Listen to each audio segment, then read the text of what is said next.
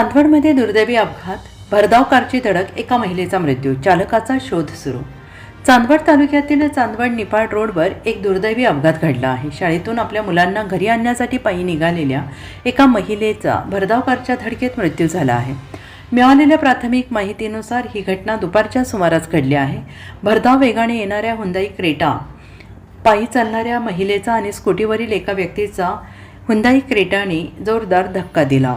या धडकेनंतर महिलेचा जागीच मृत्यू झाला असून स्कूटीवरील व्यक्ती जखमी झाल्याची माहिती आहे।